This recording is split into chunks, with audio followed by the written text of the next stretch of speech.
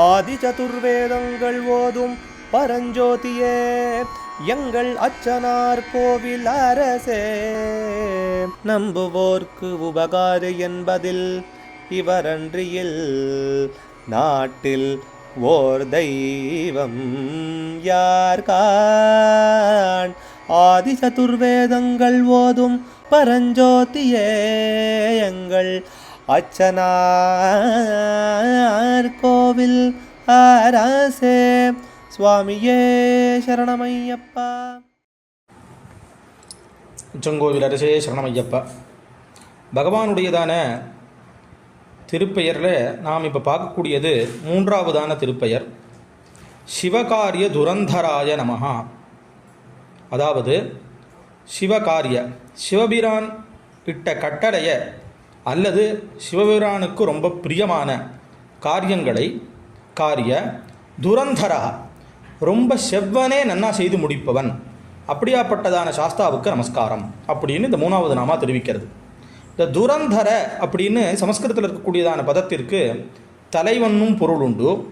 அதே மாதிரி ரொம்ப சரியாக திட்டமிட்ட மாதிரி அந்த காரியத்தை பண்ணுறத இதாக இருக்கிறவனுக்கும் துரந்தரன் ஒரு பேர் உண்டு.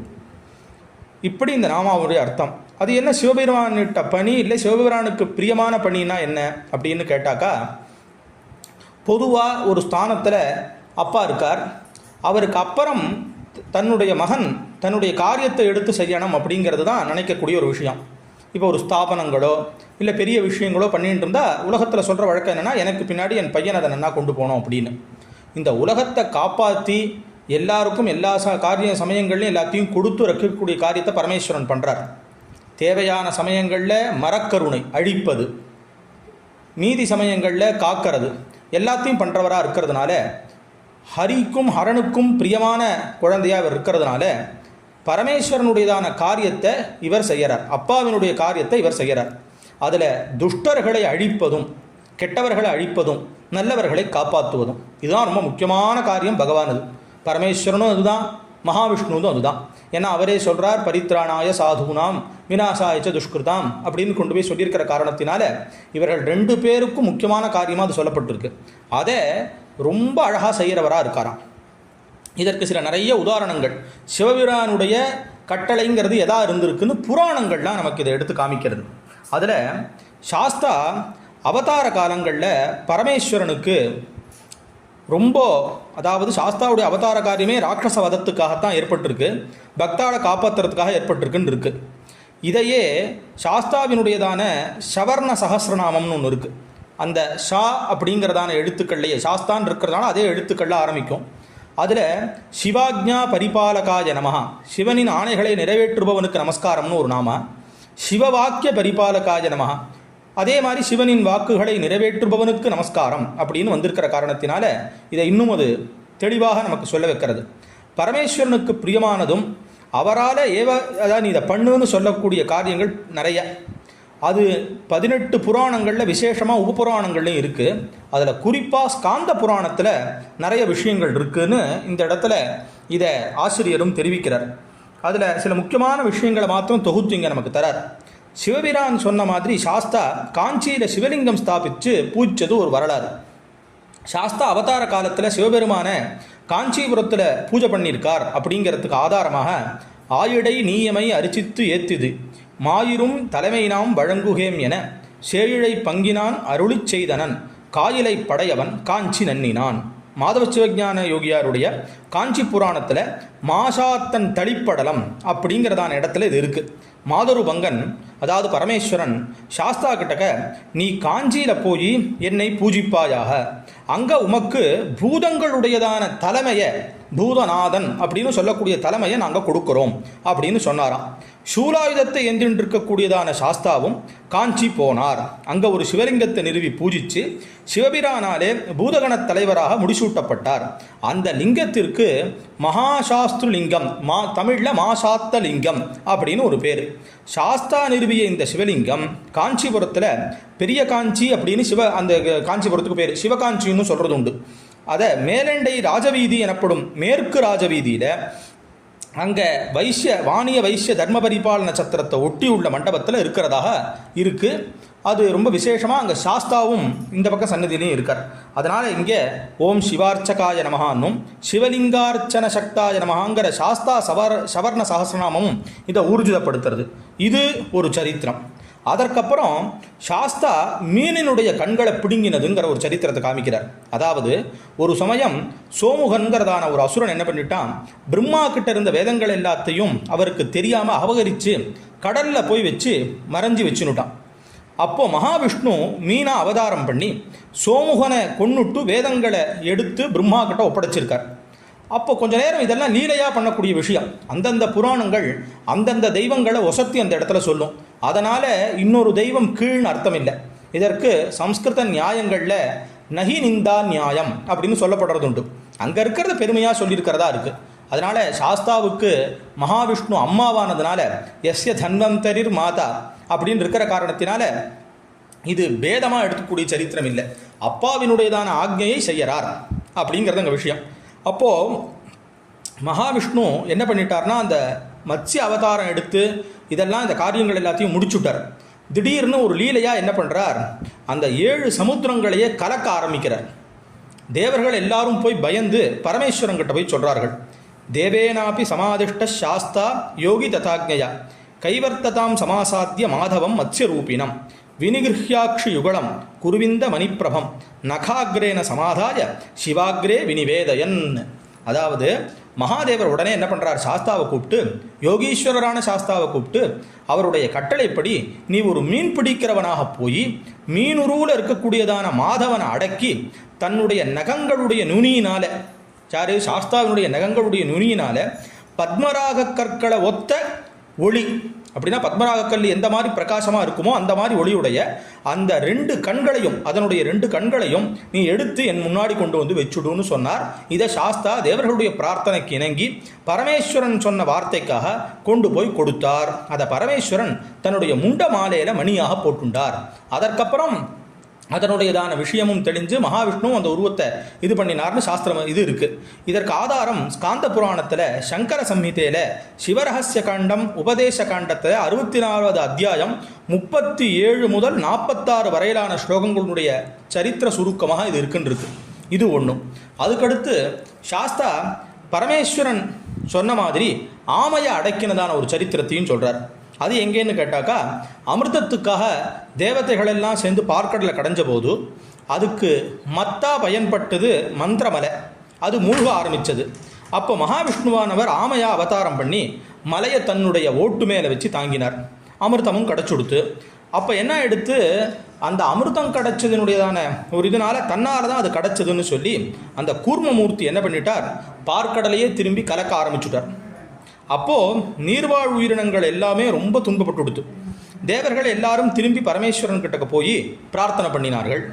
அப்போ பரமேஸ்வரன் எல்லாருடையதான விஷயத்தையும் தெரிஞ்சு சாஸ்தாவையும் முருகனையும் கூட்டிட்டு கிளம்பினாராம். அப்போ ஆமையை கண்ட உடனே முருகன் ஒரு உருமைனாராம், ஒரு சப்தம் பண்ணினாராம். அப்படி பண்ண உடனே அந்த ஆமை மயக்கம் போட்டு கொடுத்து சாஸ்தா அதனுடையதான ஓட்டை பிரித்து எடுத்து கொண்டு வந்து சிவபிரான் முன்னாடி சமர்ப்பித்தார். அவரும் அதை தன்னுடைய மார்பில் அணிந்து கொண்டார். இதற்கு ஆதாரம் எங்கே இருக்குன்னு கேட்டாக்கா, புராணங்கள்லாமும் இருக்குது. என்பொடு கொம்பொடாமை இவை மார்பிலங்க அப்படின்னு சொல்லி ஸ்ரீ ஞானசம்பந்தருடைய கோடர் திருப்பதிகத்தில் இந்த வார்த்தையானது சொல்லப்பட்டதாக இருக்குது. இது ஒரு சரித்திரம். மறுபடியும் சிவாக்ஞையினாலே கிருத்தியை கடலில் கொண்டு போய் வீழ்த்தியது. இந்த வரலாறு எங்கே இருக்குன்னு கேட்டாக்கா, ஸ்காந்த புராணத்தில் சங்கமுகேஸ்வர மகாத்மியம் அப்படின்னு ஒரு இடம் இருக்குது, ஒரு கட்டம். அங்கே இதை பற்றி சொல்கிறார். இந்திரன் சூரபத்மனாவுக்கு பயந்து கோமுக்தீஸ்வரம் அப்படிங்கிறதான ஸ்தலத்தில் அரச மரத்தினுடைய விதைகளை சாப்பிட்டு கொண்டு ரொம்ப விசேஷமாக தபஸ் பண்ணுறான். அரச மரத்தினுடைய இதுக்கு பிப்பலம்னு பேர், அரச மரத்துக்கு வடமொழியில். அதனால் அந்த விதையை இவன் சாப்பிட்டதுனால அவனுக்கு பிப்பலாதன்னு பேர். அப்போது அவனுக்கு அந்த பேரோடு இருந்தபோது ஒரு சமயம் அங்கே வந்த சூரபத்மனுடைய தங்க அஜமுகி அந்த இந்திரனோடு சேர்ந்து கிருத்தியைன்னு சொல்லி ஒரு மகளை பெற்றிருக்கா. இது எங்கே இருக்குன்னா, ஏவம் துஷ்ட சரித்திராம் தாம் சர்வோபத்ரவ காரிணி திருஷ்டுவாது தக்ஷணாதேவ சாஸ்தா ஹரிஹராத்மஜா அப்படிங்கிறதான ஸ்லோகத்து மூலமாக இது சொல்லப்படுறதாக இருக்குது. அவளோ அவளுக்கு அப்போ ஒரு பொண்கு பிறக்கிறது. அவளுக்கு கிருத்தியைன்னு பேர். அவள் ரொம்ப துஷ்டை, உலகத்தை நாசம் பண்ண ஆரம்பிச்சுட்டா. அப்போ என்ன எடுத்து அரக்கர்களை அழிக்கிறதையே விரதமாக வச்சுட்டு இருக்கக்கூடியதான சாஸ்தா வாயுதேவனை கூப்பிட்டு பரமேஸ்வரர்கிட்ட இந்த விஷயத்தை சொல்கிற மாதிரி சொல்கிறார், போய் இது தெரிவிச்சுடு அப்படின்னு. அப்போ உலக நன்னா இருக்கணும் அப்படிங்கிறதான பரமேஸ்வரர் என்ன பண்ணுறார், இந்த கிருத்தியை உலகத்தை நாசம் செய்கிற செயலில் விட்டுட்டு இனிமே நீ கடலில் போய் இருக்கணும் அப்படின்னு சொல்லி அவளுக்கு ஒரு வரத்தையும் கொடுத்து, கடலில் ஸ்நானம் பண்ணுற வரவர்கள், குளிக்க வரவர்கள் அவளுடைய உணவுக்காக கற்களை எடுத்து போடணும், அப்படி போடாதவர்களுடையதான புண்ணியத்தை நீ எடுத்துக்கோ அப்படின்னு சொன்னார்னு வாயு மூலமாக சாஸ்தாவுக்கு இதை தெரியப்படுத்தினார். இதீஷாஜ்ஞாம் வாயுநீதாம் நிவேத்யா கிருஷ்யதாம் புனः சாஸ்தா நிக்ஷிப்தவான் கிருத்தியாம் சாகரே லவனாம்பசி. உடனே சாஸ்தாவும் என்ன பண்ணிட்டார், பரமேஸ்வரனுடைய உத்தரவை அனுசரித்து இந்த கிருத்தியை கடலில் போட்டுட்டார். அதனால அந்த கிருத்தியானவள் இன்னும் கடலில் வசித்து வருகிறாள்.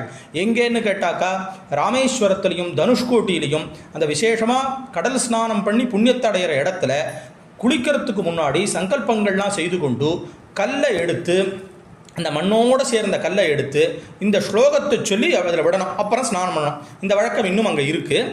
அந்த ஸ்லோகம் பிப்பலாத சமுத்பன்னே கிருத்தியே லோக பயங்கரி பாஷாணம் தே மயாதத்தம் ஆகாரார்த்தம் பிரகல்பிதம். பிப்பலாதனுக்கு, இந்திரனுக்கு பிறந்த உலகத்தையே பயமுறுத்தக்கூடிய கிருத்தியே, நான் உனக்கு இந்த கற்களை உணவுக்காக கொடுக்குறேன் அப்படின்னு சொல்லி போட்டுட்டு குளிக்கணும். இந்த காரியத்தையும் உலக நன்மைக்காக பண்ணது சிவாக்ஞையினாலே சாஸ்தாதான் அப்படிங்கிறத இங்கே சொல்லிட்டு இதில் விசேஷமான ஒரு விஷயத்தை தெரிவிக்கிறார் ஆசிரியர். சபரிமலை யாத்திரை போகிற எல்லாருக்கும் தெரியும், அழுதா நதியில் குளிச்சுட்டு கல்லிடங்குன்றில் கல்லை போடுறது அப்படின்னு ஒரு சம்பிரதாயம் இருக்குது. அதுக்கு அமரர் கம்மங்குடி பிரம்மஸ்ரீ மீனாட்சி சுந்தரமையர் அவர்கள் மகாசாஸ்தாவை பற்றின மகாத்மியம்னு ஒரு புஸ்தகம் சொல்லி எழுதியிருக்கார். அதில் என்ன சொல்கிறாருன்னு கேட்டாக்கா, கல்லிடங்குன்ற பற்றிய எழுதுகிற இடத்துல தீர்த்த தேவதைகளாகிய கிருத்தியைகளுக்கு உணவு கொடுப்பது என்ற சங்கல்பத்தில் எல்லா ஐயப்பன்மார்களும் சபரிமலை யாத்திரையின் போது அந்த இடத்தில், அதாவது கல்லிடங்குன்றில் ஒரு கல் போட வேண்டிய நியத்தி உண்டு அப்படின்னு கூறியுள்ளார்னு இருக்கு. ஏன்னா அந்த இடத்துல பகவான் மகிஷியினுடைய சரீரம் இருக்கிறதுனால அதில் போய் கல்லை போட்டுட்டு போகிறதுன்னு ஒரு வழக்கம். அந்த தீர்த்த தேவதைகள்லாம் இருக்கக்கூடிய அங்கெல்லாம் கிருத்தியை இருக்குமா, அதுக்கு இதை பண்ணணும் அப்படின்னு ஒரு சரித்திரம் இங்கே சொன்னாருங்கிறதையும் இவர் எழுதியிருக்கார். இது ஒரு சரித்திரம். அதற்கடுத்து சாஸ்தா சிவாக்ஞையினால சிவபக்தையான ஒரு கன்னிகையை ஆபத்திலேருந்து காப்பாற்றியிருக்கார். நேபாள தேசத்தில் பலிஞன் அப்படின்னு ஒரு ராஜா ஆண்டுன்னு இருந்தான். அவன் ஒரு பெரிய காளி உபாசகன். அவனுக்கு மரணம் வரக்கூடாது, அதே மாதிரி வயோதிகத்தன்மை வரக்கூடாதுங்கிறதுக்காக காளிக்கு நிறைய பலி கொடுத்துருக்கான். அதில் 99 பேருக்கு அப்புறம் கடைசியில் ஒரு கன்னிகை பலி கொடுக்கணும்னு இருந்து அவன் ஒரு மனசுக்குள்ளே வச்சுட்டு சிவபிரானுடைய ரொம்ப அத்தியந்த பக்தை, அப்படி இருக்கக்கூடியதான ஒரு கன்னிகை பலி கொடுக்கறது கூட்டின்னு வந்துட்டான். இப்படி தனக்கு இப்படி ஒரு கஷ்டம் ஏற்பட்டு கொடுத்தேன்னு சொல்லி அந்த கன்னிகையானவள் பரமேஸ்வரனை தியானம் பண்ணுறான். அப்போது பரமேஸ்வரன் தர்மசாஸ்தாவுக்கிட்ட கூப்பிட்டு அந்த பெண்ணை விடுவித்து அரசனையும் சரியான மார்க்கத்தில் இப்படிலாம் பண்ணக்கூடாது அப்படிங்கிறத நீ போய் சொல்லு அப்படின்னு சொல்லி சொன்னதாகவும், அப்புறம் சாஸ்தா அங்கே அவனை அந்த பெண்ணையும் விடுவித்து அவனுக்கும் எல்லா விஷயத்தையும் சொல்லி அனுகிரகம் பண்ணினார்னு இருக்குது. அந்த பளிங்கனுடைய வேண்டுகோளுக்காக அவனுடைய பெண்ணான புஷ்கலா தேவியை சாஸ்தா மணந்துண்டார். இந்த வரலாறு புஷ்கலா பூர்ணா சம்யுக்தாய நமஹாங்கிற 99வது நாமனுடைய விளக்கத்திலையும் ரொம்ப விசேஷமாக இருக்குது. இதையும் பிரம்மஸ்ரீ டி.கே. முத்துசுவாமி சாஸ்திரிகள் பூதநாத சரித்திரம்னு ஒரு ஸ்லோகம் எழுதியிருக்கார், ஒரு சரித்திரம் எழுதியிருக்கார். அதில் நேபாளே கில மந்திரசாஸ்திர நிபுணோ ராஜா பலிஜ்ஞாபிகா அப்படிங்கிறதான ஸ்லோகத்தில் சாஸ்தா சிவாஜ்ஞாவசாத் சிவாஜ்ஞையினாலே அந்த பெண்ணை காப்பாற்றி அந்த ராஜாவை நல்வழிப்படுத்தினார் அப்படிங்கிறதான விஷயத்தையும் அங்கே தெரிவிக்கிறார். அதனால் சாஸ்தா பரமேஸ்வரனாலே நியமிக்கப்பட்டு சிதம்பரத்தினுடைய 8 திக்கிலையும் காவலில் இருக்காருன்னா அடுத்த ஒரு சரித்திரத்தை சொல்கிறார். மகாசாஸ்தா ஜெகன்மோகன சாஸ்தா பாலஸ்வரூபகா கிராத சாஸ்தா ஸ்ரீ தர்மசாஸ்தா வைஷ்ணவ சாஸ்திருகா பிரம்மசாஸ்தா ரௌத்ரசாஸ்தா பியஷ்டௌ சாஸ்தா இதீரிதாக சாஸ்திரஷ்டகம் சமாக்கியாதம் சிதம்பரபுரே திசி. மகாசாஸ்தா ஜெகன்மோகன சாஸ்தா பாலசாஸ்தா கிராதசாஸ்தா தர்மசாஸ்தா வைஷ்ணவசாஸ்தா பிரம்மசாஸ்தா ரௌத்ரசாஸ்தா அப்படிங்கிறதான 8 பேருடைய 8 சாஸ்தா மூர்த்திகள் சிதம்பரத்தினுடைய 8 திக்கிலையும் பரமேஸ்வரனாலே நியமிக்கப்பட்டு காவல் புரிஞ்சுட்டு இருக்காளாம். இதை சிதம்பர ரகசியோத்ருதம் பிரம்மசாஸ்து உபாக்கியானம்னு ஒன்று இருக்குது, அதில் விசேஷமாக தெரிவிக்கப்பட்டிருக்கு ஒன்றும். அதுக்கடுத்து இன்னொரு விஷயம் தெரிவிக்கிறார். சம்பகாரண்யம் அப்படின்னு சொல்லக்கூடிய இப்போ திருநெல்வேலியில் இருக்கக்கூடிய நடுக்காவுடையார் சாஸ்தா, இந்த ஆசிரியனுடைய குலதெய்வமும் கூட. அந்த சுவாமியை பற்றினதான சரித்திரம் ரொம்ப விஸ்தாரமாக இருக்குது புராணத்தில். அதை எடுத்து சொல்கிறார். புராத்ரேதா யுகே ராஜன்னு ராட்சசா க்ரூர தரிசனா சங்குகர்ண இதிக்யாதா சதுஸ்ருங்கோ மகாபுஜா அப்படின்னு சொல்லி சங்குகர்ணன்கிறதான ஒரு ராட்சசன் புஷ்கரம்ங்கிற இடத்துல கோரமான தபஸ் பண்ணி பிரம்மா கிட்டேருந்து நிறைய வரங்கள் அடையிறான். அப்போது ஹஸ்திகர்ணன் யானக்காது, தாளஜங்கன் பன போன்ற இதை முட்டு உடையவன், மகாகாயன் பெரிய உடம்போடு உள்ளவன், மகாபானன் ஒருத்தன், மகோதரன், உல்காமுகன், பூதிவக்திரன் அப்படிங்கிற பெரிய ராட்சசர்களோடு சேர்ந்து பலவிதமான சிரமங்களை செஞ்சுண்டு சம்பகாரண்யம்னு சொல்லக்கூடியதான இந்த காட்டை அடையறான். அங்குள்ள சாது ஜனங்கள் எல்லாரும் முனிவர்கள் எல்லாரும் நல்ல காரியங்களை செஞ்சுண்டு தபஸ் பண்ணிட்டு இருக்கிறவர்கள், அவர்களை போய் துன்புறுத்துறான். இந்த முனிவர்கள் எல்லாரும் சேர்ந்து இப்படி ஒரு சிரமத்தோடு இருக்கேன் நித்தியம் பயந்துண்டு தன்னுடையதான காலத்தை கழிக்கிறார்கள். அப்போது இந்த அசுரன்கிட்டேருந்து தப்பிக்கணும், நமக்கு நல்லது வேணும்னு சொல்லி பகவானை பிரார்த்திக்கிறார்கள். அப்போது கைலாசத்தில் உக்ர தபஸ் அப்படிங்கிறதான ஒரு முனிவர் தன்னுடைய சீடர்களோடு அங்கே வரார். அவர் அங்கே உட்கார வச்சு அவருக்கான மரியாதைகள் எல்லாத்தையும் செஞ்சு இந்த மாதிரி இந்த அரக்கனால் நாங்கள் படுற கஷ்டம் ரொம்ப சிரமமாக இருக்குது அப்படின்னு சொல்லி தங்களுடைய வருத்தத்தை சொல்கிறார்கள். அப்போ அவர் உங்களுடையதான துன்பம் சீக்கிரமே போயிடும், பரமேஸ்வரன் இதுக்கு அனுகிரகம் பண்ணுறதுக்காகவே தான் எல்லாத்தையும் பண்ணியிருக்காருன்னு சொல்லிவிட்டு தாமிரபரணி நதியில் ஸ்நானம் பண்ணி நித்திய கர்மானுஷ்டாங்களை முடிச்சுட்டு ஹரிசீலான்னு ஒரு இடம் இருக்குது, அங்கே உட்காந்து ஜெபம் செய்கிறார். யார? சாஸ்தாவை. உடனே தர்மசாஸ்தா சர்வாயுத பாணியாக தன் பரிவாரங்கள் புடைசூழ அவர் முன்னாடி தோன்றினார். உஷ்ட்ராஸ்வரதமாதங்க சிம்மவியாகிர கணைர்வித ஒட்டகம், குதிரை, ரதம், யானை, சிங்கம், புலி முதலியவைகள் சூழ பகவான் அவர் முன்னாடி வந்தாராம். இது புராணத்தில் ஸ்லோகத்திலேயே இருக்குது. பகவானை கண்டதான மகர்ஷி ஏந்திரிச்சு தபஸ் நமஸ்காரம் பண்ணி இந்த அரக்கர்கள்னால எல்லாருக்கும் சிரமம் இருக்குது, நீங்கள் தான் காப்பாற்றணும்னு சொன்ன உடனே சாஸ்தா சொல்கிறார், நீங்கள் முனிவரே நீங்கள் கவலையே பட வேண்டாம், எங்களுடையதான எண்ண பிரகாரம் இந்த காட்டில் இருக்கக்கூடிய அத்தனை ராட்சச கூட்டங்களையும் அடியோடு நான் அழிச்சுடுறேன், நீங்கள் நிம்மதியாக இருங்கோன்னு சொல்லிட்டு விப்ரேந்திர தத் கரிஷ்யாம் என சம்சயம் நாசயிஷ்யாமி சகலம் ரக்ஷோகணாம் இதம் க்ஷணாத் ஸ்வஸ்தா பவந்தஸ்திஷ்டந்து முனையோ விகதஜ்வரா, நீங்கள் சந்தேகமே பட வேண்டாம், அப்படியே நான் பண்ணிவிடுறேன், நீங்கள் நிம்மதியாக இருக்கலாம்னு சொல்லி தன்னுடையதான கோபத்தையே அதிலேருந்து வெளிப்படுத்தி பூதநாதர் சாஸ்தாவினுடைய முக்கியமான மூர்த்தியவர், நிறைய சாஸ்தாவினுடைய வழிபாட்டில் முக்கிய இடம் உள்ளவர். பூதநாதருக்கு நிறைய சரித்திரங்கள்லாம் சொல்லப்படுறது. ஆனால் ரொம்ப முக்கியமாக இங்கே புராணத்தில் இந்த சரித்திரம் சொல்லப்பட்டதாக இருக்குது. பூதநாதர் பகவானுடைய உக்ர ரூபம். எல்லா சுவாமிக்கும் யோக வேக போக ரூபங்கள் உண்டுன்னு ஆகமங்கள்லாம் சொல்கிறது. அதில் சாஸ்தாவே தான் பூதநாதர்னு இருக்குது. அதனால தான் இன்றைக்கும் நம்ம சாஸ்தா பிரீத்திகளில் விசேஷமாக பகவானுக்கு ஒரு பலகை, செல்லப்பிள்ளை, பூதநாதர், யக்ஷி அப்படின்னு சொல்லி வச்சுக்கிற ஒரு வழக்கம் இருக்குது. இவருக்கு சங்கிலி பூதத்தார் இந்த மாதிரியான நிறைய பெயர்கள்லாமும் இருக்குது. அப்போது பூதநாதர் பரிவாரங்களோட வஜ்ரகாயன், சஷகன், மேகவர்ணன், சர்ப்பதமுஷ்டன் அப்படிங்கிறதான பரிவாரங்கள் எல்லாம் பார்த்து நீங்கள் உடனே போய் எல்லா ராட்சசர்களையும் குடும்பத்தோடையும் சைன்யத்தோடையும் அழிச்சு விடுங்கன்னு சொல்கிறார். பூத சைன்யங்கள்லாம் உடனே போய் அந்த அரக்கர் படையெல்லாம் நிர்மூலம் செஞ்சு விடுறது. சங்குகர்ணன் முதலிய ராட்சசர்கள் எல்லாம் கொன்னுடுறது. சேனாநாயகர்கள்லாம் சாஸ்தாவிடம் வந்து இந்த இட்ட பணியை நாங்கள் நிறைவேற்றிட்டோம் சாஸ்தா அப்படின்னு சொல்லி நமஸ்காரம் பண்ணோன்னா சாஸ்தாவும் முனிவர்களை பார்த்து இனிமேல் நீங்கள் கவலை இல்லாமல் இங்கே இருக்கலாம், நானும் இந்த காட்டிலேயே வாசம் பண்ணுறேன்னு அனுகிரகம் பண்ணினார். உக்ர தபஸ் பரமேஸ்வரனுடைய அனுகிரகம் பெற்று உங்களுடைய துன்பத்தை நீக்கவே நான் இங்கே வந்திருக்கேன்னு சொன்னதாலையும் ஜபம் செஞ்ச உடனே சாஸ்தா வந்ததுனாலையும் சிவபெருமான் சாஸ்தாவுக்கு விஷயத்தை சொல்லி முனிவர் மூலமாக சாஸ்தா மூலமந்திரத்தை அவர் ஜபம் பண்ணி அதற்கப்புறம் இவருடைய துன்பத்தை தீர்த்திருக்கார் அப்படிங்கிறதும் வருது. இது ஸ்காந்த புராணம், சனத்குமார சம்ஹிதை, பிரம்மவிருத்தபுர மாஹாத்மியம், க்ஷேத்திர வைபவ கண்டம், சம்பகாரண்ய மாஹாத்மியம்னு சொல்லக்கூடியதான இடத்துல 16வது அத்தியாயத்தில் ராமதீர்த்த வைபவம், பத்ரகாளி தீர்த்தம், துர்கா தீர்த்தம், கந்தர்வசாப விமோச்சனம் ஆகிய வரலாற்றுக்கு பின்னாடி மத்தியாரண்ய சாஸ்திர வைபவம்னு சொல்லக்கூடிய நடுக்காவுடையார் சாஸ்தா வைபவத்தில் இது சொல்லப்பட்டிருக்கு. அதனால இது புராணங்கள்லேயே இருக்கு. இது ஒரு விஷயம். அதற்கப்புறம் சாஸ்தா பன்றியை உசிப்பு விட்டதுங்கிறதான ஒரு சரித்திரம். இதுவும் பரமேஸ்வரனுடைய உத்தரவோடு நடந்தது. எதுக்கு அப்படின்னா அர்ஜுனன் பாசுபதாஸ்திரம் வேண்டி பெரிய தபஸ் பண்ணுறான். அப்போது பார்த்தவனம், இப்போ நாம் சிதம்பரம் பக்கத்தில் இருக்கக்கூடிய திருவேட்களம் அப்படின்னு சொல்லக்கூடியதான ஊர், அங்கே தபஸ் பண்ணுறான். அப்போது துரியோதனாலே தூண்டப்பட்ட காளமாமுனிங்கிறவர் மூகாசுரன் அப்படிங்கிறதான ஒரு அசுரனை அர்ஜுனனை கொல்றதுக்காக அங்கே அனுப்புகிறார். அப்போ அங்கே அவன் பன்றி உருவில் வந்து பதுங்கி இருக்கான். பரமேஸ்வரனுடைய உத்தரவுனாலே சாஸ்தா அந்த பன்றியை உசுப்பி விட்டார். அதாவது அப்படி முன்னாடி இருந்து தள்ளி விட்டு அப்படி போன்னு சொல்கிறது, அப்படி பண்ணி விட்டாராம். அப்பொழுது அர்ஜுனன் என்ன பண்ணுறான், வேட உருவில் வந்த பரமேஸ்வரனோ கூட சேர்ந்து அம்பு விடுறார். 2 பேரும் ஒரே சமயத்தில் அம்பு விட்ட உடனே முதலில் அம்பு போட்டது யாருங்கிற விஷயத்தில் 2 பேருக்கும் சண்டை ஏற்பட்டு பின் சிவபெருமான் தன்னுடைய உண்மை உருவ காட்டி அவனுக்கு பாசுபதாஸ்திரத்தை கொடுத்தாருங்கிறது எல்லா சரித்திரங்கள்லையும் ரொம்ப பிரசித்தம். தேவாரங்கள் எல்லாத்தையும் ரொம்ப விசேஷமாக இந்த கதையானது வர்ணிக்கப்பட்டிருக்கு. இது சிதம்பரத்துக்கு அருகில் உசுப்பூர்னு ஒரு இடம் இருக்குது. அங்கே ஒரு சாஸ்தா இருக்கார்.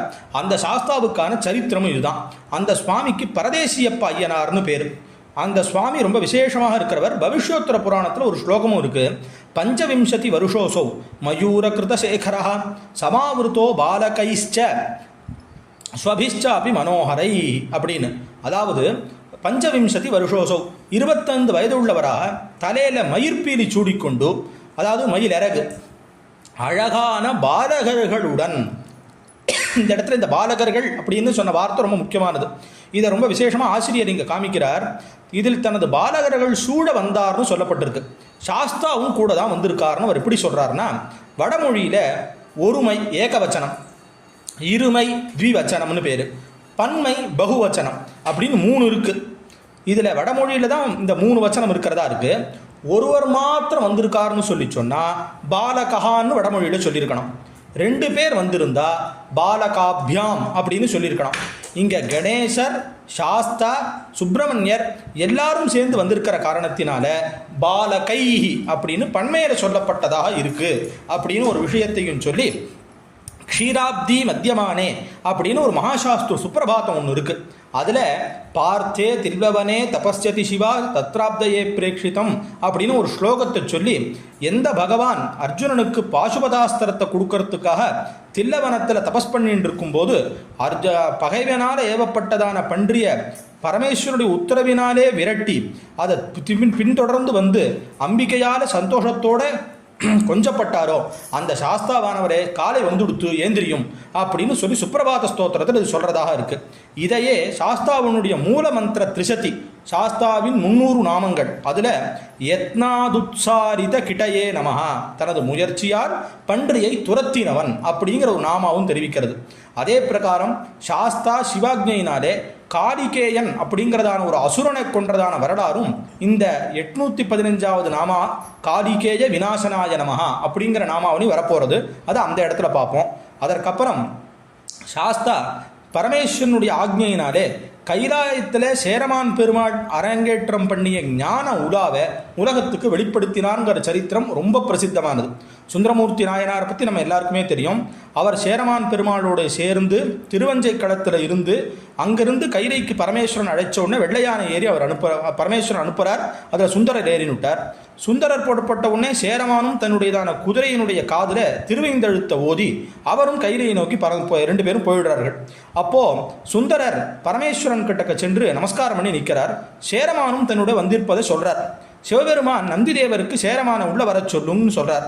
சேரமான் முன் வந்து நமஸ்காரம் பண்ணி, நாம கூப்பிடாமல் ஏன் வந்தீர் அப்படின்னு கேட்க, உன்னுடையதான கருணையை நான் பார்க்கறதுக்காக நான் வேகமாக வந்துட்டேன் அப்படின்னு சொல்லி, நான் உண்மை மேலே ஒரு ஸ்தோத்திரத்தை பண்ணியிருக்கேன், அதை கேட்கணும்னு சொல்கிறார். சிவபெருமானும் அனுமதி அளிக்க அவருடைய முன்னாடி சேரமான் பெருமாள் நாயனார் தான் இயற்றிய திருக்கைலாய ஞான உலா அப்படிங்கிறத பகவான் முன்னாடி அரங்கேற்றம் பண்ணுறார். பரமேஸ்வரனும் ரொம்ப மகிழ்ந்து சந்தோஷப்பட்டு சுந்தரரை இங்கே கணநாதராக இருக்கும்படி செய்து இந்த ஞான உலாவை சிவபெருமான் அருகில இருந்த சாஸ்தாவும் கேட்டுருக்கார். சிவபெருமான் சாஸ்தாவுக்கு சேரமான் ஏறி வந்த குதிரையை கொடுத்து பூவுலகத்துக்கு போய் இந்த உலாவை பூமியில் பரப்புமாறு அருளி செய்தார் அப்படின்னு திருப்பிடவூர் என்ற தலத்தில் அதை வெளிப்படுத்தினார்னு இருக்குது. இது வருணன்கிட்ட கொடுத்து இதை பூமிக்கு அனுப்ப வச்சார்னு சொல்லி அதே தேவாரத்திலே இருக்குது. திருப்பிடவூருங்கிற சரித்திரத்தில் சாஸ்தாட்ட கொடுத்ததாகவும் இருக்குது. இதை நிறைய பேர் காவியங்கள்லையும் சொல்லியிருக்கா. பெரிய புராணத்தில் வெள்ளாணி சருக்கத்தில் சேரரர் காவலர் விண்ணப்பம் செய்த திருவுராப்புறம் என்று சாரல் வெள்ளியங்கையிலையிற் கேட்ட மாசாத்தனார் தரித்திந்த பாரில் வேதியர் திருப்பிடவூர்தனில் வெளிப்பட பகர்ந்தெங்கும் நாரவேலை சூழ் உலகினில் விளங்கிட நாட்டினார் நலத்தாலே அப்படின்னே நேராக போட்டிருக்கார். அதாவது சேரமான் பெருமாள் பாடிய திருவுராவை அந்த மலைச்சாரல் அடிக்கும் கைலாயமேந்து திருச்செவியில் கேட்டருடைய சாஸ்தா அதை நினைவில் வைத்துக்கொண்டு இந்த உலகத்தில் திருப்பிட ஊரில் வந்து நீர் நிறைந்த கடல் சூழ்ந்த உலகத்தில் உள்ள எல்லாரும் நலம் பெறுமாறு சொன்னார்னு இருக்குது. இதை சிதம்பர புராணம், அப்புறம் ஐயப்ப காவியங்கிற கிரந்தம், இதில் எல்லாத்தையும் சொல்லப்பட்டதாக இருக்குது. இதையே ஒரு ஸ்லோகமாக ஸ்ரீ குருசுவாமி சாஸ்திரிகளும் கைலாசாத் சிவசந்நிதௌ நிகதிதம் சேரார்பிதக்ஷ்மாபிருதா அப்படிங்கிறதான ஸ்லோகத்தையும் இதை விசேஷமாக இந்த சரித்திரத்தையே சொல்கிறார். மகாசாஸ்தா இந்த மாதிரி அரிய பன்னிரு திருமுறையில் இடம்பெற்றுள்ள உலாவை பூலகுத்தரை வெளிப்படுத்தி சைவ தர்ம சுரக்ஷகா, இதே சாஸ்தா சஹஸ்ரநாமாவளியில் 6வது நாமாவாக வரப்போகிறது, அதுலேயும் இந்த காரியத்தை பண்ணியிருக்காருங்கிறது சொல்லப்படுறதாக இருக்குது. அதே மாதிரி கைலாச வாசாய நமஹா அப்படிங்கிற நாமாவிலையும் இதே அர்த்தம் சொல்லப்படுறதா இருக்குது. இந்த திருப்படவூர் அப்படிங்கிறது தான் இப்போ நாம் சொல்லக்கூடிய திருப்பட்டூர், பிரம்மாவனுடைய கோயில் இருக்கு இல்லையா, அது கிட்டக்க இருக்குது. அங்கே அந்த ஐயனார் கையில் ஓலையோடவே இருக்கார். போய் தரிசனம் பண்ணால் தெரியும். அங்கே சுவாமி கையில் அந்த ஓடையோடையே கையை வச்சுட்டு பூர்ண புஷ்கரோடு சேர்ந்துருக்கார். அதனால் அந்த ஊர் சுவாமிக்கான ஒரு சரித்திரத்திலையும் இதே சரித்திரம் தான் சொல்கிறதாக இருக்குது. அதே பிரகாரம் பரமேஸ்வரன் திருவிழா போகும்போது சாஸ்தாவும் கூட போயிருக்கார் அப்படின்னு இங்கே அதில் வர்ணிக்கிறார் சேரமான் பெருமாளே. எப்படின்னு கேட்டாக்கா, பகவான் கிளம்பும்போது எல்லா விதமான அஷ்ட வசுக்கள், வேதம், சப்த ரிஷிகள் எல்லாரும் போகிறா. அப்படி போகும்போது நந்தி, மகாகாலர், அப்புறம் ரிஷபத்தின் ரிஷபம் எல்லாரும் கடந்து வெளியில் வந்த உடனே முருகன் மயிலில் ஏறி முன் போகிறார், இந்திரன் ஐராவதத்தில் பின் போகிறார், பிரம்மா அன்னத்தின் மேலே வரார், திருமால் கருடன் மேலே வரார். அப்புறம் எல்லாரும் போக சாஸ்தா பச்சை குதிரை மீதேறி வந்தனைய அப்படின்னு கொண்டு போய் போட்டிருக்கார். இப்போ அதனால் இன்றைக்கும் சாஸ்தாவுக்கு இப்போ இங்கே அச்சங்கோவிலெல்லாம் குதிரை வாகனம் உண்டு. தவளகேசரி வாஜி வாகனம் அப்படின்னு அறிவராசனத்திலே வர காரணத்தினால பகவானுக்கு யானை, குதிரை, சிம்மம், புலி இதெல்லாம் வாகனங்களாக சொல்லப்பட்டிருக்கு. அதில் ரொம்ப முக்கியமாக பச்சை குதிரையில் மெச்சும் சவாரி வரும் தீரன் என்றும்னு கொண்டு போய் மணிதாசர் கொண்டு போய் சொல்கிறார். அதனால் அப்படி சுவாமி கைலாசத்தில் இருக்கக்கூடியதான வர்ணனையை பண்ணியிருக்கார். இதே விஷயத்தை தான் ஜெகத்குரு ஆதிசங்கர பகவத்பாதர்களும் பரமேஸ்வரனை கைலாசத்தில் வர்ணனை பண்ணும்போது குதிரையில் ஏறி வேட்டையாடுற ஒரு விசேஷ ரூபத்தோடு சாஸ்தா இருக்காருன்னு சொல்லி ஆரூட பிரபுடவேக பிரவிஜித பவனம் துங்கம் துரங்கம் அப்படிங்கிறதான ஸ்லோகத்திலையும் சாஸ்தாவை கொண்டு போய் துதிக்கிறார். அதனால் கைலாசத்தில் வாசம் பண்ணுறவராகவும் பரமேஸ்வரனுடையதான காரியங்கள் எல்லாத்தையும், கட்டளை எல்லாத்தையும் ரொம்ப துரந்தர அப்படின்னு சொன்ன மாதிரி ரொம்ப ரொம்ப விசேஷமாக பண்ணக்கூடியவராகவும் சாஸ்தா இருக்கார் அப்படின்னு இந்த நாமாவுக்கு, இந்த திருப்பெயருக்கு அர்த்தமானது அமையிறது. மங்களகரமான காரியத்தை பண்ணுறவர்னும் இதுக்கு ஒரு அர்த்தம் உண்டு. சிவ மங்களமான காரியம் செய்யறவர், துரந்தரர் அதை செய்யறவர். மங்களமான காரியங்களை நமக்கெல்லாம் எப்பவும் குடும்பத்தில் பண்ணிகிட்டே இருக்கிறதாகவும் உலகத்துக்கு பண்ணிகிட்டே இருக்கிறதாகவும் இருக்கிறதுனால சாஸ்தாவுக்கு சிவகாரிய துரந்தரர் அப்படிங்கிறதான திருப்பெயர் அமையிறதுன்னு சொல்கிறார். பழுத்து கிடந்தா பார்ப்போம். அச்சங்கோவில் அரசே சரணமையப்பா. அச்சனார் கோவில் அரசே சுவாமியே சரணமையப்பா.